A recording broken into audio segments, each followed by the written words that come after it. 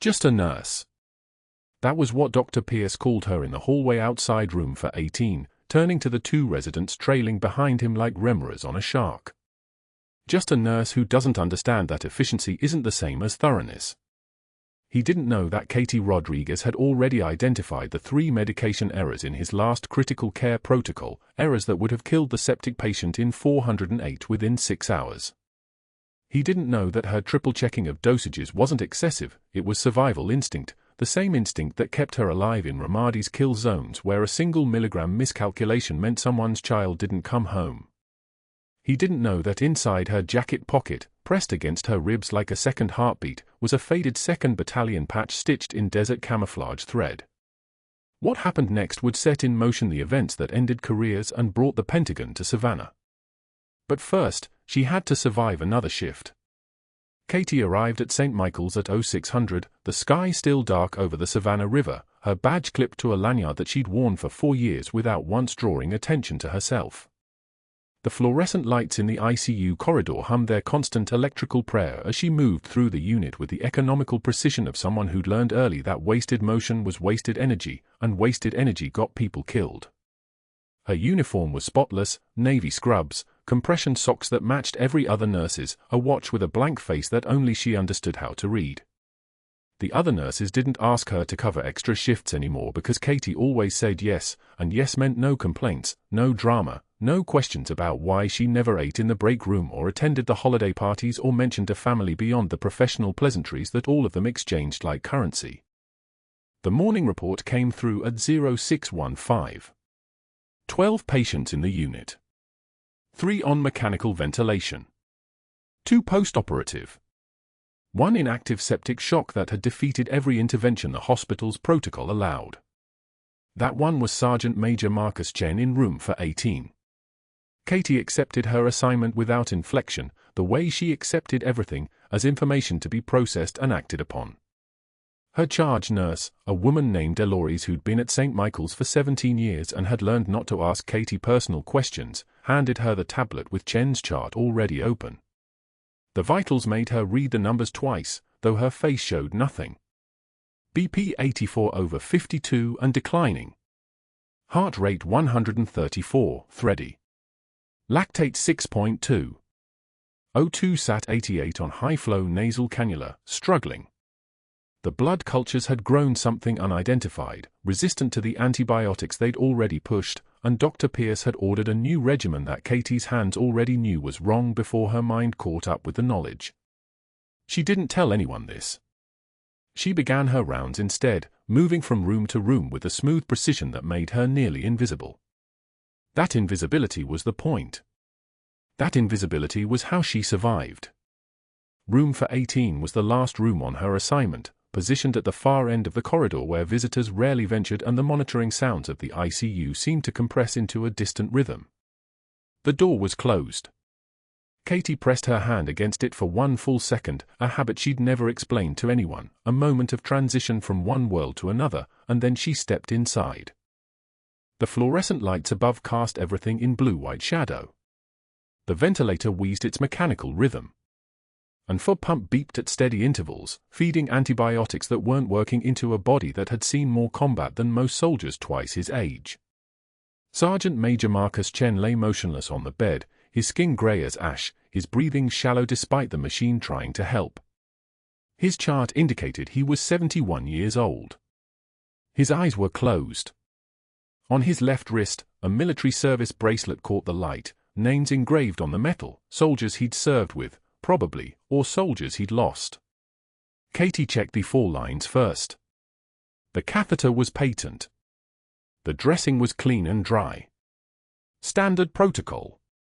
Her hands moved through the motions while something deeper inside her, something she kept locked away with the same discipline that kept her face expressionless, recognized him. It was his hands that gave him away, even now, even diminished by age and sepsis. Scarred across the knuckles. Fingernails that still showed the faint discoloration of someone who'd worked with his hands his entire life. She'd seen those hands before, in a dusty medical tent in Fallujah, in 2011, holding the hand of a young captain whose blood was too much, soaking through every bandage they could apply. She'd seen those hands clasp that captain's fingers one last time while the captain whispered a name, Danny, just Danny, his son back home, and Sergeant Major Chen had promised, his voice steady as a soldier's voice should be, that he would find her, he would find the family, he would make sure they knew. He never did, because Katie Rodriguez had already been erased from every database in the Department of Defense. Dead in the official record so that the 12 civilians she'd extracted from that black site in Ramadi could live under new identities, no connections, no traceable history. The Pentagon called it a classified operation. The soldiers called it the only way to survive when the mission went sideways. But here was Sergeant Major Chen, dying in a hospital bed in Savannah, and Katie's hands, the ones that held composure the way other people held their breath, began to tremble. Just barely. Just enough that she gripped the bed rail to steady them, and then she turned away, back toward the doorway, the machines continuing their beeping and wheezing like they didn't understand that something essential had just shifted in the universe. She was still breathing when Dr. Pierce appeared at the glass partition, his silhouette sharp against the ICU corridor lights.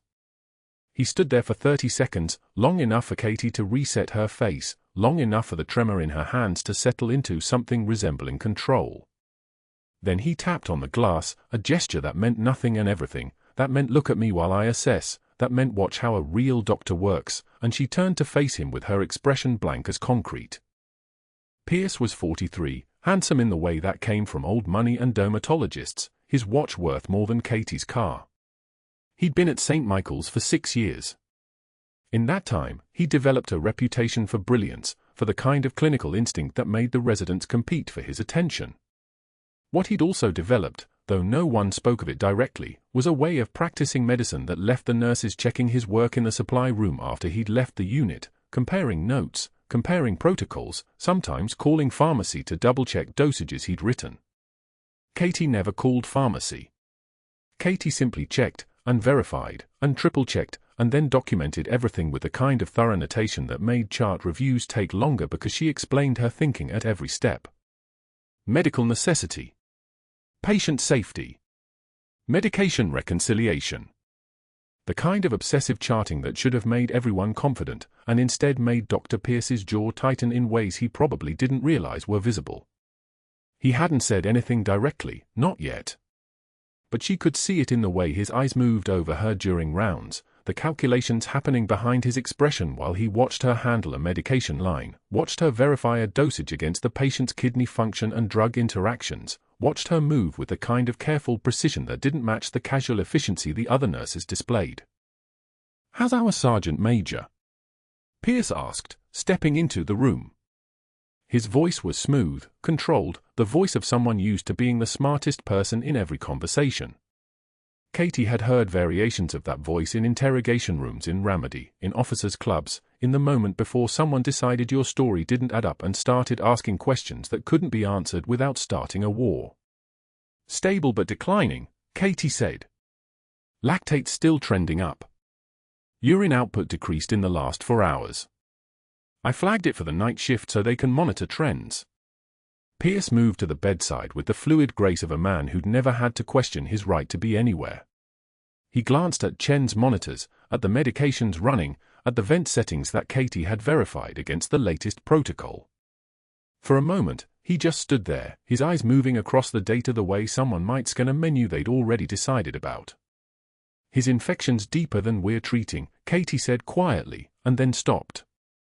It wasn't her place to suggest treatment modifications. It never was. That's why she didn't. That's why she only documented, only verified, only made sure that when something went wrong, the record would show she'd triple-checked every detail, flagged every anomaly, done everything a nurse could do without speaking outside her scope. Pierce looked at her then, really looked at her, and she saw the moment his expression shifted. Not anger. Calculation. He was assessing what she was, or what she might represent. A nurse so thorough that her charting could stand up to scrutiny. Hands so careful with medication that dosages under his supervision would be impossible to justify if someone decided to audit them. A presence so quiet that she could observe every protocol he used, every shortcut he took, every medication he ordered that was technically legal but strategically profitable because the sicker the patient stayed, the more critical care billing St. Michael's could submit to insurance companies. He smiled then, the kind of smile that didn't reach his eyes. Let's hope he stabilizes. We've done everything the protocol allows. Katie didn't respond. She simply nodded, the way you'd nod at someone stating facts, and then she turned back to the monitors, back to Sergeant Major Chen, back to the work of keeping him alive despite the man in the white coat who was already calculating what his death would cost in terms of liability versus what his survival might cost in terms of exposure. Pierce left. His footsteps faded down the corridor toward the nurse's station where Delories was probably pulling up the next patient's labs. Katie stood alone with Chen and the machines, and that's when her hand started shaking. Not from fear. From recognition. From the weight of the secret she'd kept stitched inside her jacket for 4 years, the patch from the 2nd Battalion that she'd touched every morning like a prayer to a god who didn't answer prayers from soldiers with classified histories. The morning shift ended at 1400. Katie removed her badge, clipped it to her bag, and walked to her car without stopping at the break room, without saying goodbye to anyone, without doing any of the small social gestures that would have made her memorable. At home, she poured black coffee and sat at her kitchen table, her hand steady now, her daughter Maria still 3 hours away from coming home from school. On her laptop, she opened a secure browser and began pulling up records that she technically wasn't supposed to access, service records, personnel files, histories marked classified that would take approximately 30 seconds to trace back to her if anyone was looking. Sergeant Major Marcus Chen. 71 years old. 34 years active duty. 3 tours in Iraq. 2 tours in Afghanistan. Citations for Valor. A daughter in Virginia. No spouse listed in the emergency contact section. His last duty station had been Camp Lejeune with the 2nd Battalion, 5th Marines. Dark Horse. That's what they called that unit. That's what they'd called it in Ramadi in 2011, when everything went sideways and a young captain with Danny's eyes and Danny's name had held a bleeding engineer in her lap while Sergeant Major Chen promised he'd find her, he'd tell her family, he'd make sure they knew she hadn't died alone. Katie closed the laptop. She touched the patch inside her jacket, pressed it against her ribs, and allowed herself exactly 1 minute to remember that she'd held the name Captain Katie Rodriguez for 32 years before the Pentagon erased it and replaced it with a ghost. A nurse who didn't eat in the break room. A woman who checked everything 3 times. A person so carefully invisible that no one at St. Michael's had any idea they were standing next to someone the government had already mourned. The grand rounds began at 0900 like they always did, 8 residents trailing behind Dr. Pierce in a loose constellation, 2 attending physicians in their wake, for nurses hovering at the periphery of authority. They moved through the ICU corridors with the organized precision of a surgical team, stopping outside each critical care room to discuss vitals, trajectories, the clinical arithmetic of who might live and who had already begun the paperwork toward death. Outside room for 18, Pierce stopped. He held up Katie's patient chart, the sergeant major's file thick with her handwriting. His thumb marked a page, and when he turned to face the group, his smile carried the weight of a predator finding weakness. Let's discuss what happens when a nurse thinks she's smarter than the protocols, he announced. The resident straightened. One of the attendings shifted their weight to the other foot. Pierce began reading aloud, his voice pitched for mockery. Inflammatory markers inconsistent with sepsis trajectory. Recommend reassessment of antibiotic dosage against observed clinical presentation rather than protocol default. He looked up, let the silence settle like ash. This isn't a dissertation, Rodriguez. This is a hospital. We don't have time for your... He drew out the words with theatrical precision. Unnecessarily thorough creative writing exercises. Katie stood 3 feet behind the group. Her hands were clasped at her waist. Her eyes fixed on a point on the wall behind Pierce's head, a water stain near the ceiling, nothing with meaning, nothing that could be judged or questioned. Her jaw muscles tightened exactly once, a millimeter of reaction, then locked into place. She didn't speak. Didn't move. Didn't flinch. The residents exchanged glances. One of them, a third year with kind eyes, looked directly at Katie as if apology might travel that distance. It wouldn't. Pierce continued moving, the group trailing behind him like satellites, and Katie simply returned to her charting as though he hadn't spoken, as though the air hadn't just been scorched by his words, as though her competence hadn't just been dismantled in front of the entire medical hierarchy. She'd been humiliated by officers in Ramadi. Been surveilled by Pentagon lawyers. Been declared legally dead by the federal government. A doctor's mockery in front of residents was almost gentle by comparison. But that wasn't the worst part. At 14:30, Katie moved through the third-floor corridor carrying fresh fur bags, their plastic cold against her scrubs. The vending machines hummed their electric song 2 doors down from the medication room. She heard him before she saw him. Pierce's voice. Affected accent. Wrong. He'd flattened the vowels, rounded his mouth into an exaggerated impression of something he'd created from gossip and assumption. I checked the chart 3 times because I'm too slow to understand it once, he said, and 2 residents laughed, quick, nervous sounds that died as soon as Katie's presence registered. She walked past without breaking stride. Didn't look at him. Didn't acknowledge the performance. Her face remained completely neutral, the kind of blank that comes from 1,000 sleepless nights learning to separate the body from the insult. Rodriguez. Pierce called after her, his voice bright with the confidence of a man who'd never faced consequences for cruelty. She kept walking. The 4 bags swayed slightly with her movement. The fluorescent lights buzzed overhead like insects trapped in plastic. Just so you know, security escorts are standard procedure for nurses who don't fit our culture. Something to think about during your next shift. Katie didn't pause. Didn't respond. Didn't turn. The words struck her like shrapnel, designed to wound, designed to isolate, designed to make her visible enough to be removed. She understood immediately what he was doing. This wasn't criticism. This was a strategy. This was calculated institutional violence wrapped in policy language. She understood because she'd been trained to understand threats. Because her entire military career had been built on reading the moment before violence became inevitable, on calculating escape routes and response options before the first shot fired. That evening at 1800, during shift change when the station filled with the overlap of departing and arriving nurses, Pierce pulled her aside. The staff was busy updating the night shift on patient status. No one was paying attention. That was the point. I'm documenting a pattern of insubordination, he said quietly, his voice low enough that only she could hear it. Your refusal to acknowledge feedback. Your isolation from the team. I'm calling you Sergeant Safety now, since you seem to think you're running a one-woman army here. Katie felt the nickname land like a physical blow. Sergeant Safety. A reduction. A mockery. A hint that he'd noticed something, some residue of military bearing that hadn't fully dissolved into civilian camouflage. She responded with exactly 5 words, her voice steady as a surgical laser, I understand. Is that all, Doctor? Her hands didn't shake. Her voice didn't waver.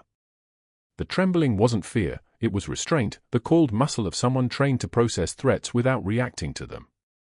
Pierce leaned closer. She could smell his aftershave, something expensive, something that spoke of a life where nothing had cost him anything. You know what I think? I think you're hiding something. And I'm very good at finding things people want to keep buried. For exactly 2 seconds, Katie met his eyes. Not a challenge. Not submission. Just a direct human acknowledgement that she'd heard him. That she'd understood the threat. That she was calculating her response. Then she returned to her medication cart, sliding bottles into the plastic organizer with mechanical precision.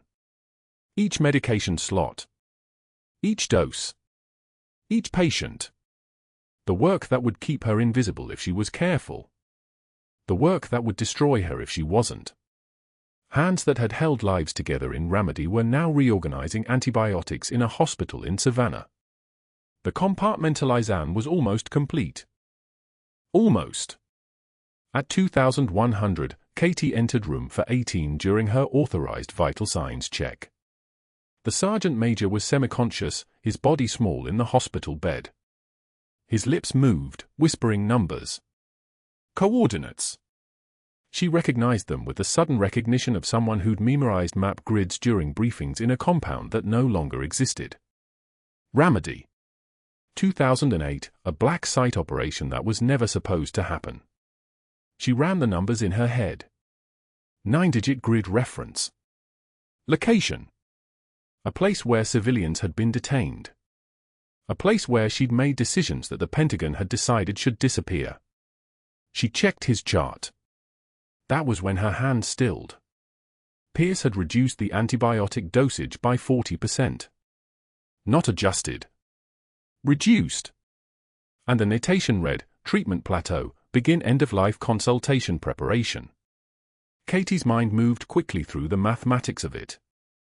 A man this compromised didn't plateau at a lower dosage. He declined. He destabilized. He died with the efficiency of someone whose body had already been written off. She stood motionless for 17 seconds, processing what she was seeing. Then she simply documented the vitals and left the room, her face revealing nothing. But her hands, when no one was looking, began to shake. She visited the room 6 more times that shift. Always when Pierce wasn't on the floor. Always alone. Studying Chen's file. Running the numbers again. Each time confirming what the first time had shown, the dosage wasn't a clinical decision. It was a sentence. At 23:40, she found herself in the supply room restocking medications. Her hands were moving on their own now, placing bottles with the automaticity of a machine. A piece of paper slipped out from behind the cabinet where someone had wedged it, a billing statement, printed on hospital letterhead, detailed charges for critical care procedures. Katie picked it up. Read it. Felt her throat tighten. Procedure codes that had never been performed on Sergeant Major Chen. Equipment charges for devices that hadn't touched this patient. A pattern so clean it looked almost accidental. Almost. She photographed it with her phone, each image sharp and dated and undeniable. Then she hid the evidence in her locker, wrapped in a towel at the bottom where security wouldn't look during a casual search. Her hands did shake then. Not from fear. From something much colder. At 0015, she sat beside Chen's bed during the quiet hours when the hospital breathed differently, when the beeping of monitors became almost soothing in their rhythm. The sergeant major's eyes opened with sudden clarity. He looked directly at her face as if recognition was moving through him like returning blood flow to a limb that had fallen asleep. "Danny," he whispered. "Told me about his mother, the captain."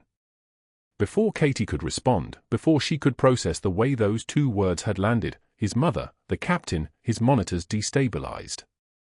The oxygen saturation dropped. The heart rate spiked. She hit the call button, but in her mind she was already calculating. The one person who could identify her. The one person who'd known her name when her name had been erased from every database the Pentagon maintained. And someone had set him up to fail. At 0200, Chen's vitals precipitated into the red zone. Katie called the rapid response team, but Pierce arrived first, somehow still in the hospital at 2 a.m., which meant he'd been waiting for this, which meant he'd been prepared. He countermanded the code immediately. "This patient has a DNR discussion scheduled for tomorrow," he announced. "We're not prolonging the inevitable." Katie checked the chart with a glance. No DNR order. No discussion scheduled. No documentation of any kind except her own careful notations about inconsistent treatment and missing procedures. She understood then. Completely. This patient dying meant clean closure. No audits. No billing review. No questions about why a sergeant major in good health was being medicated into decline. Pierce looked at her across Chen's failing body and smiled. That was when Katie Robinson understood that Dr. Pierce wasn't just her antagonist. He was the instrument of her destruction. And she was about to make a choice that would change everything. The monitors in room for 18 showed a man dissolving in real time. At 2,100 hours, Katie pushed the medication cart close to the bed, her movements measured, professional, invisible. Sergeant Major Marcus Chen lay semi-conscious against the pillows, his breathing shallow, his eyes tracking something only he could see. She was checking his fur line when his hand moved. His fingers found her wrist. His voice came out fractured, barely a whisper. "Grid coordinates," he said. "Echo 79er. 23 degrees, 3 minutes north." Katie's entire body went still. The coordinates were from Ramadi. The operation. The 12 civilians pulled from the black site that was never supposed to exist. The mission that killed Captain Katie Rodriguez on paper and replaced her with this woman in scrubs, this ghost wearing someone else's name. She leaned closer. Her voice dropped an octave. "Sir, save your strength."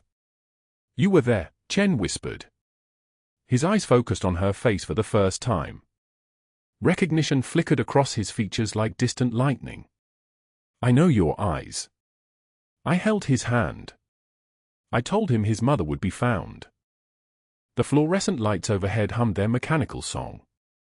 Somewhere down the corridor, a ventilator wheezed in rhythm with the rain hammering against the windows. Katie's left hand, the one that had performed emergency surgery in Fallujah's kill zones, the one that had held a lieutenant's hand while he bled out calling for his mother, didn't tremble. It never trembled. But her breath caught, just barely, just enough that only someone trained to hear the invisible could have noticed. "You need rest," she said quietly. She checked his medication drip, already depleted, already wrong, the dosage Claire from night shift had noted as incomplete when she'd handed off the patient at 2,000 hours. Katie made a mental note of the exact volume. 240 milliliters instead of the prescribed 400. Not an accident. Not a clerical error. Strategic. Chen's eyes closed. His hand released hers. She adjusted his blanket with the precision of someone who had positioned wounded Marines under starlight, waiting for medical helicopters that might not come, and continued her rounds through the ICU as though her entire operational history hadn't just been whispered back into existence. At 0245, she was replacing an empty saline bag when Pierce appeared beside her. His shoes clicked against the tile floor with the confidence of someone who'd never been told no by institutional authority. He was carrying a folder, the kind that meant paperwork, the kind that meant decisions made without consultation. "I'm reassigning you," he said. His voice had the texture of polished marble. "Effective immediately. You're being moved to pediatric overflow, East Wing." Katie finished securing the 4-line. She didn't look at him. "May I ask why, Doctor?" "Clinical judgment concerns." Pierce opened the folder. The documentation was already signed, already dated. Already finalized. "Your charting on Chen shows inappropriate emotional attachment. Excessive notation. You're demonstrating concerning behavioral patterns, excessive attention to detail, unusual medication verification procedures." He said it with the precision of someone reading from a script he'd prepared in advance. The hospital has a duty to ensure patient care isn't compromised by staff members who can't maintain professional boundaries. The words were careful. Calculated. Weaponized. Katie understood what was happening. This wasn't rougher bullying disguised as policy. This was staged for escalation, the strategic move. Pierce had recognized something in her work, something that suggested she was more than she appeared, something dangerous enough that instead of crushing her publicly, he was isolating her. Removing her access. Separating her from the sergeant major before she could act on whatever he suspected she knew. "I understand, Doctor," she said. Her voice remained level, deferential, the voice of a nurse accepting her place in the institutional hierarchy. "I'll transfer my current assignments." "You'll transfer all assignments except Chen," Pierce said. "He'll be reassigned to Nurse Holloway. She'll handle his medications and monitoring." Holloway was competent but overextended. 3 critical patients plus a new admission meant Chen wouldn't get the level of attention his condition demanded. It meant subtle negligence dressed as institutional policy. It meant a man would deteriorate while eyes that might have caught it were looking away. "Of course, Doctor," Katie said. She wheeled her medication cart away without another word. The pediatric overflow wing was on the east side of the hospital, a 15-minute walk from the ICU, separated from Chen's room by 2 hallways, a stairwell, and exactly the kind of institutional distance that made emergency intervention impossible. Katie transferred her medications, her charts, her presence. By 02:55, she was hanging a fresh bag of antibiotics for a child with bacterial pneumonia when the overhead intercom crackled. "Code blue, ICU, room for 18. Code blue." The words traveled through the hospital's nervous system like an electrical current. Katie's hand stilled on the 4 line. She didn't move. Didn't turn toward the door. Didn't run back down those 15 minutes of hallway. She finished hanging the antibiotics, checked the infusion rate, stepped back from the bed. And then she walked.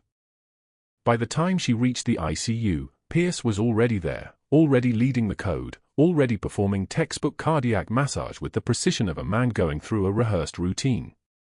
The team surrounded Chen's bed, the residents, the respiratory therapist, the crash cart positioned within arm's reach.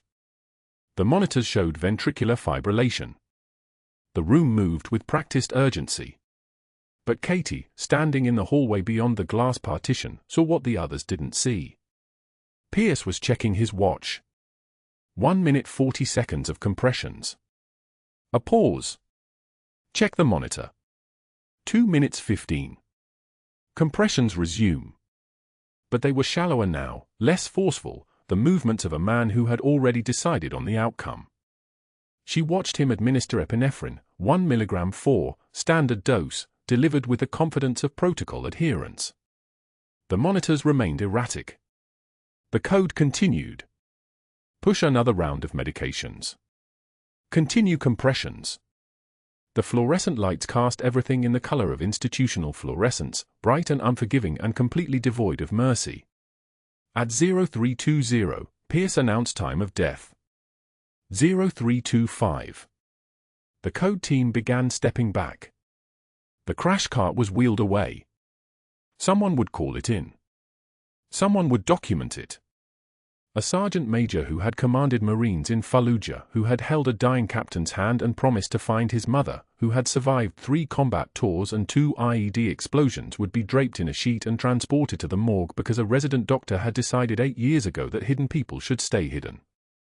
Katie stood in the hallway, still in her scrubs, still holding the chart she'd never needed to update because she was no longer his nurse. Her left hand began to shake. Not from fear. Shaking hands meant fear, meant weakness, meant visibility. This wasn't shaking. This was the physical manifestation of restraint.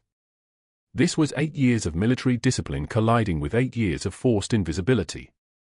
This was the knowledge that Danny's commanding officer had just been allowed to die on a hospital floor while she stood outside and did nothing. She thought about Ramadi. The black site operation that never happened. The 12 civilians pulled from a facility that officially didn't exist.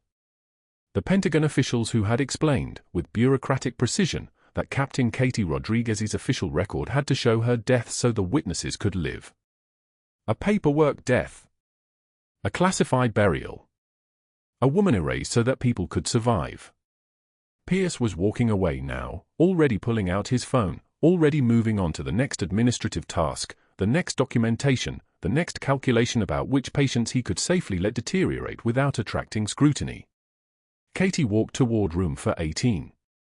The door was still open. The sheet hadn't been pulled yet.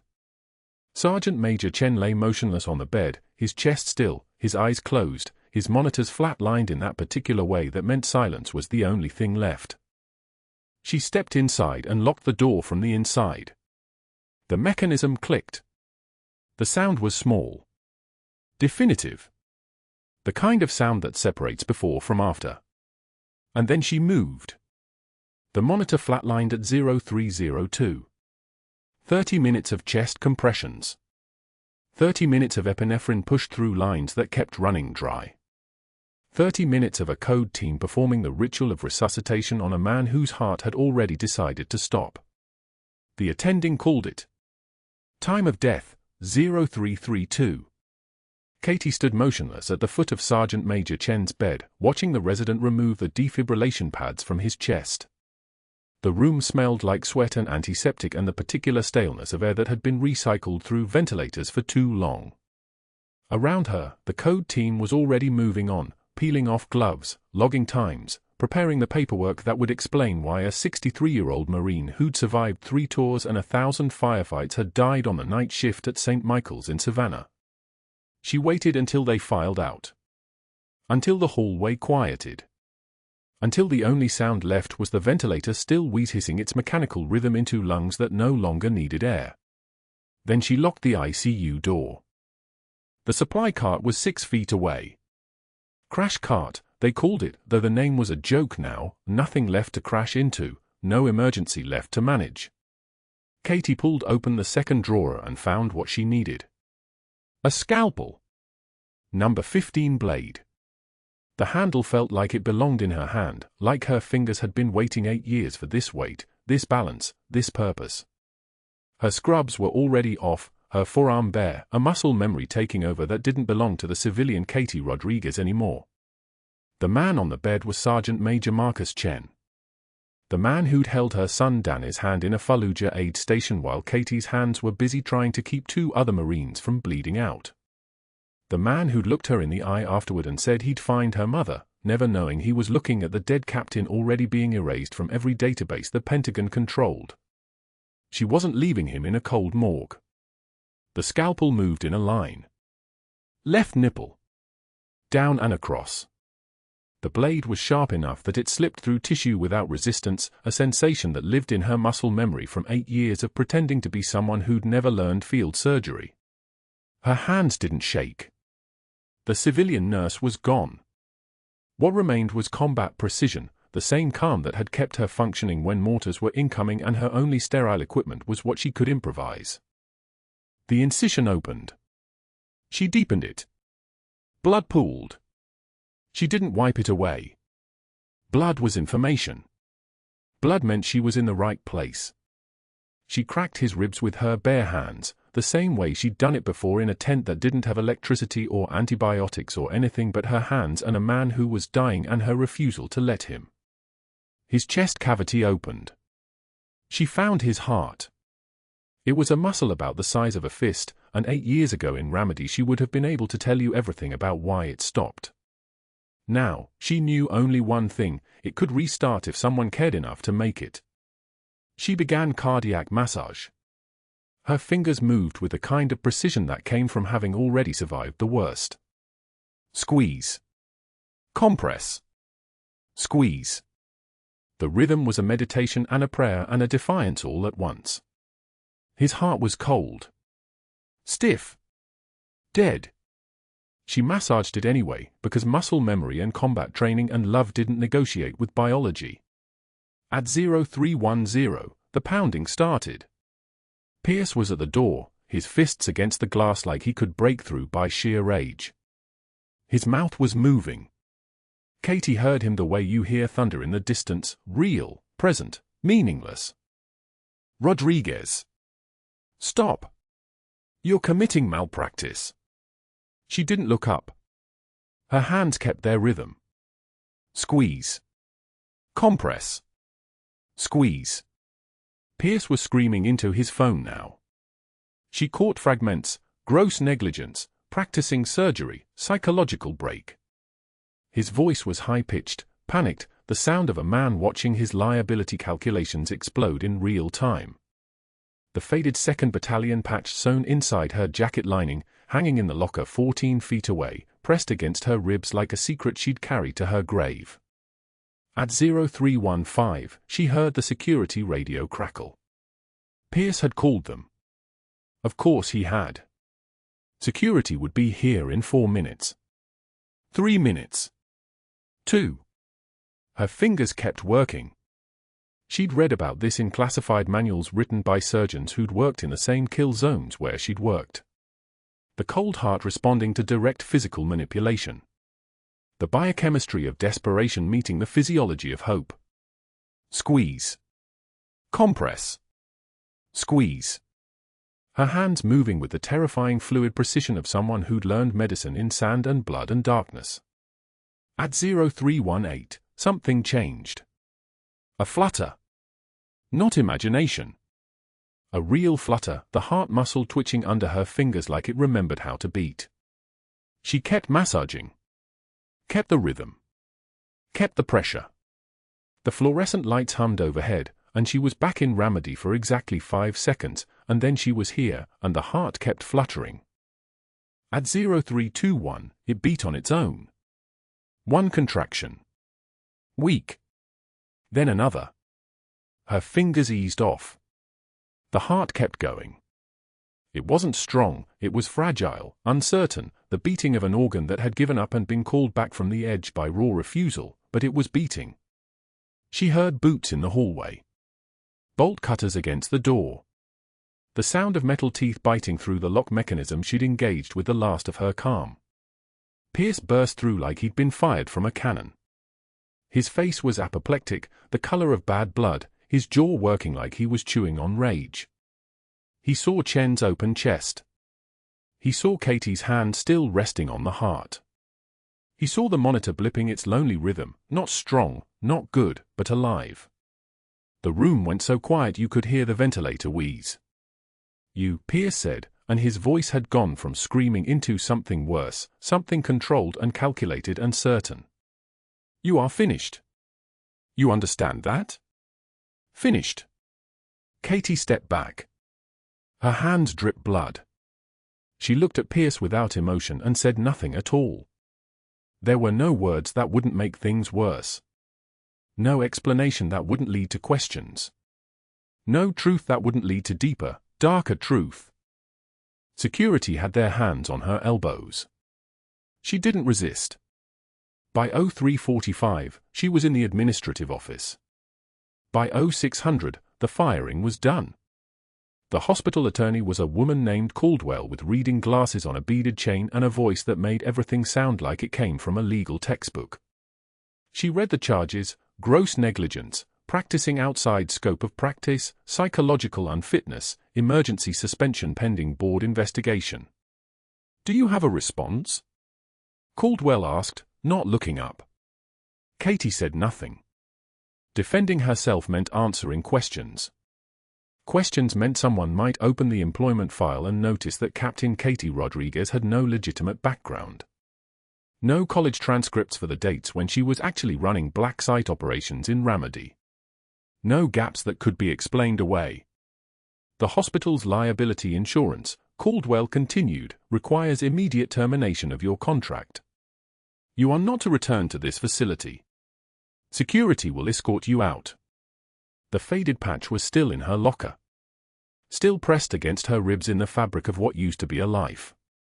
Katie stood, and security stood with her, and they walked through the quiet morning hallway while the day shift was arriving, their coffee cups steaming, their eyes studiously not meeting hers. One nurse Katie had worked with for 3 years looked at her and then away, the kind of erasure that felt worse than hate. The parking lot was grey with pre-dawn mist. The car was a 10-year-old Civic. Katie drove to the address that was on all her paperwork, the house with the mortgage and the utility bills and the daughter who was 16 and thought her mother was just tired from night shifts. Maria was still asleep when Katie got there. Katie showered the blood off her hands. She changed into clean scrubs because she couldn't think of anything else to wear. And she sat at the kitchen table at 0730 on a Tuesday morning, and the tears started. She wasn't supposed to cry. Crying was what people did who still believed in futures. She'd stopped believing in futures when the Pentagon made her sign documents that declared her dead. But Sergeant Major Chen had opened his eyes. His heart had beaten under her hands. And in exactly 3 days, that would become important in a way that would change everything. She didn't know it yet. She was still just a woman who'd lost her job. A woman whose hands were shaking for the first time since Ramadi. Security walked Katie out at shift change with her badge already deactivated, the magnetic strip rendered useless by a single swipe through the hospital's personnel system. Her hand drifted to her jacket as she crossed the parking lot, fingers finding the faded 2nd Battalion patch sewn inside the lining, still there, still hidden, a secret pressing against her ribs like a second heartbeat. The morning was grey. Rain threatened from the west. She didn't look back at St. Michael's as she walked to her car, her scrub still damp with Chen's blood and her own sweat, the smell of antiseptic clinging to her skin like a ghost that wouldn't let go. Maria was already at school when Katie got home. The kitchen table held a coffee cup from this morning, lipstick marks on the rim, evidence that her daughter had eaten breakfast alone. Katie sat down without changing out of her scrubs, without showering, without moving for what might have been an hour or might have been 3 minutes. Time had stopped working normally somewhere around 0320 when she'd cut into a man's chest with a scalpel meant for dressing wounds. The fluorescent kitchen light hummed above her head, and that sound, that fluorescent hum, sounded exactly like the hospital, exactly like failure, exactly like the moment she'd lost everything again. The Pentagon officials had told her 8 years ago that Captain Katie Rodriguez was dead. They'd used kind words for it. Necessary words. Words that meant a classified operation in Ramadi, a black site in the Jolan district, 12 civilians that she'd pulled out of a concrete basement while everything around her was burning.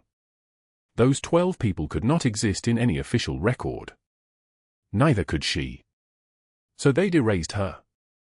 Not from the world, she'd become Katie Rodriguez the nurse, Katie Rodriguez the civilian, Katie Rodriguez the woman who could be fired and humiliated and threatened because nobody important cared if she lived or died. But from the Pentagon's perspective, Captain Katie Rodriguez had never existed. The record said she died in a convoy ambush in September 2015. A flag had been folded. A ceremony had happened without her body. Her daughter had been told that her mother was gone. Now she sat at her kitchen table in scrubs that smelled like a dying man's insides, and for the first time since they'd buried her officially, Katie Rodriguez let herself cry. The tears came in waves that had nothing to do with losing her job and everything to do with the fact that Sergeant Major Marcus Chen, the man who had stood in that basement while her hands had moved with purpose and precision, the man who had promised to find Danny's mother, the man who held her son's hand while Danny died, had been dying. And she'd failed him. She'd tried. She'd locked the door and cracked his chest open and put her hands on his heart and commanded it to beat, but the moment they pulled her away from him, she'd failed him the same way she'd failed Danny, the same way she'd failed everyone who'd ever counted on her to be more than just a nurse. She was still sitting at the table when the garage door opened. Maria's voice came first, "Mom." The word hung in the air like a question that didn't have an answer in any language Katie knew.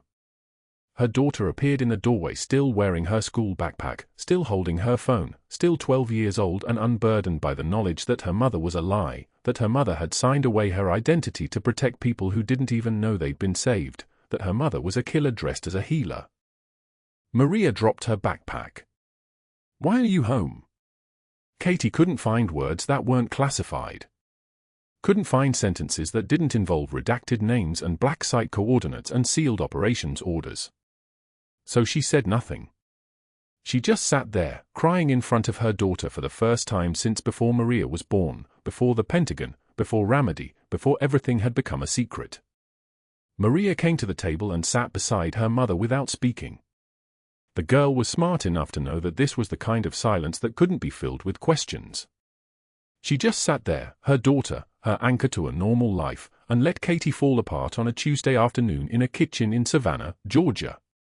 3 days passed. Katie cleaned the blood out from under her fingernails.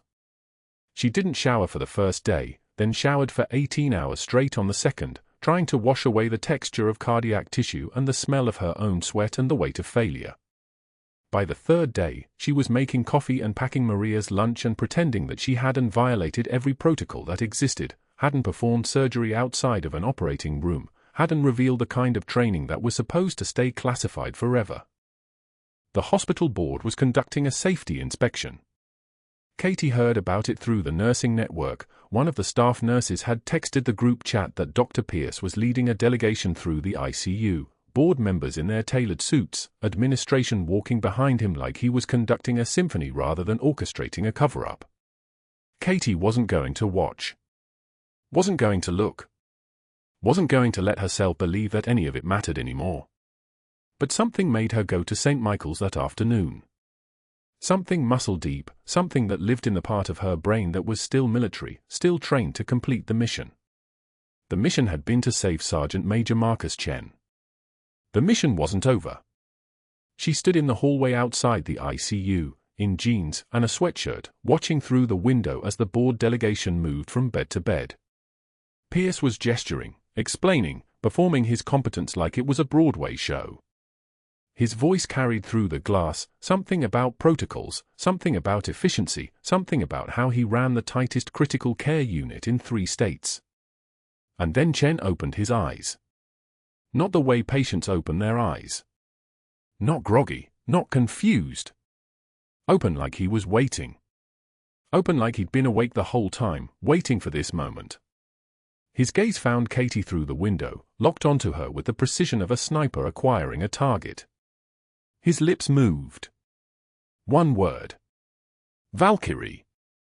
Katie's breath stopped. Valkyrie was her call sign from Ramadi.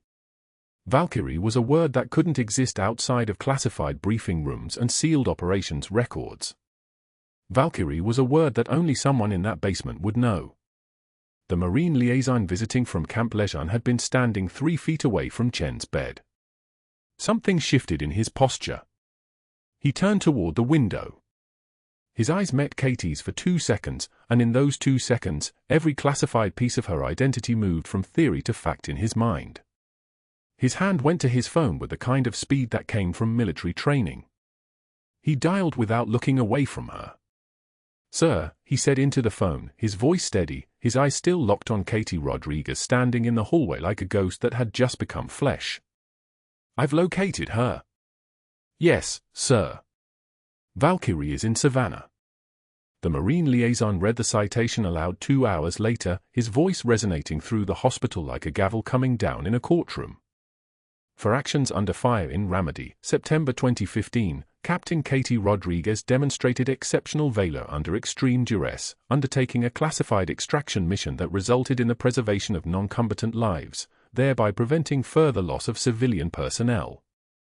The citation was signed by executive order and sealed by the Department of Defense. His words hung in the air like suspended particles of light. Pierce tried to interrupt. Tried to reassert his authority. Tried to remind everyone that there was a firing and a protocol violation and a proper way to conduct an investigation. The 2-star general who'd arrived on a Pentagon helicopter didn't let him finish. General Thomas Cortez, USMC, moved to the side of Chen's bed with the kind of presence that made the air pressure change around him. His uniform was immaculate. His movements were economical. He turned to face Katie, not the board, not the administration, not the nurses gaping from the other side of the ICU, he turned to face Katie. And he rendered a salute, his hand moving to his brow with the precision of a warrior honoring another warrior. "Captain Rodriguez," he said. "Welcome home." The forensic accountant had pulled up billing records on her tablet in a hospital administrator's office at 1,300 hours. Her name was Patricia Mendez, and she'd been flown in from Atlanta specifically to audit the critical care department after the Pentagon's investigation had flagged irregularities in insurance claims. What she'd found was systematic fraud, every critical care patient under Dr. Pierce's direct supervision for the past 18 months showing identical treatment timelines. Same procedures. Same equipment charges. Same medication schedules, down to the minute. Statistically impossible unless someone was copy-pasting billing codes without providing actual care. Pierce had started with "That's just efficient documentation," but the accountant had interrupted him before he could finish the lie. "We cross-referenced with nursing notes," she'd said, her fingers moving across her tablet like a pianist playing a concerto. Nurses documented treatments that never appear in supply records. Equipment charges for machines that were in other buildings during the log times. The math is simple, Dr. Pierce. For $170,000 in fraudulent Medicare billing. Conservative estimate. The hospital board's attorney had pulled Pierce into a conference room at 1300. By 1445, federal investigators had escorted him from the building. His medical license entered emergency suspension by 1600. His assets froze at 1615. By evening news, his face was on local television with the words "a Medicare fraud investigation" beneath his name, his smirk from the hospital lobby preserved in high-definition humiliation. 18 months later, someone spotted him teaching CPR fundamentals at Savannah Technical College. Minimum wage. Latex training dummies instead of human patients. His medical license reduced to a laminated rectangle in a cardboard box in his garage, a museum piece of what he used to be, what he destroyed himself to become, what no amount of fraud or humiliation could ever rebuild. Katie stood beside Sergeant Major Chen's bed at 0900 hours as the Walter Reed transfer team prepared his gurney.